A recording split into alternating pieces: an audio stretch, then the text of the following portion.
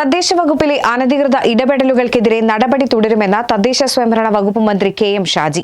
വ്യാജ പ്രചാരണങ്ങൾക്ക് മുന്നിൽ വഴങ്ങില്ല.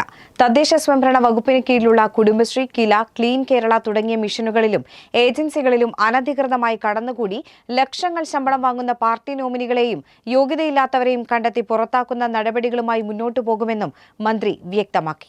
ഇത്തരം അഴിമതി ലോബികളെ ഇല്ലാതാക്കുകയാണ് ലക്ഷ്യം.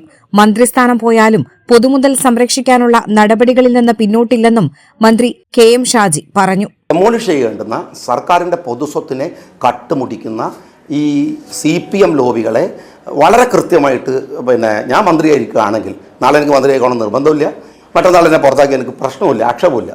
പക്ഷേ ഇരിക്കുന്നിടത്തോളം ഈ കട്ടുമുടിക്കുന്നവർക്കെതിരെ നടപടികളെടുക്കും.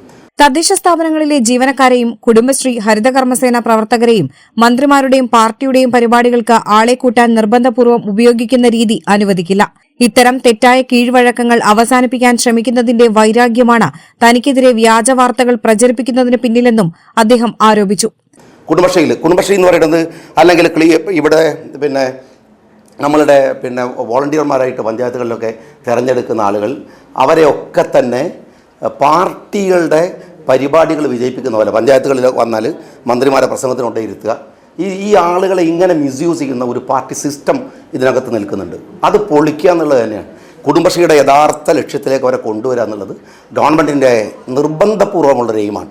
അതിനുവേണ്ടി ശ്രമിക്കുന്നതിൻ്റെ ചൊറിച്ചിലും കഴപ്പുമാണ് സത്യത്തിൽ കൈരളിയും അതുപോലെ തന്നെ ജനം TV ഒക്കെ തീർക്കുന്നത്. അതിന് മുമ്പിൽ ഏതായാലും നിന്നു കൊടുക്കാൻ തീരുമാനിച്ചിട്ടില്ല.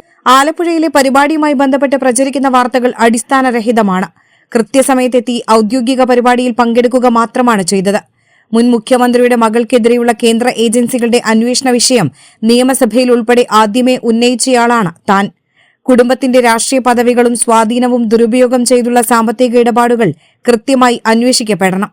യഥാർത്ഥ രാഷ്ട്രീയ വിവാദങ്ങളിൽ നിന്നും അന്വേഷണങ്ങളിൽ നിന്നും ശ്രദ്ധ തിരിച്ചുവിടാനാണ് ചില മാധ്യമങ്ങൾ തനിക്കെതിരെ അടിസ്ഥാനരഹിതമായ ആരോപണങ്ങൾ ഉന്നയിക്കുന്നതെന്നും മന്ത്രി കെ.എം. ഷാജി കൂട്ടിച്ചേർത്തു.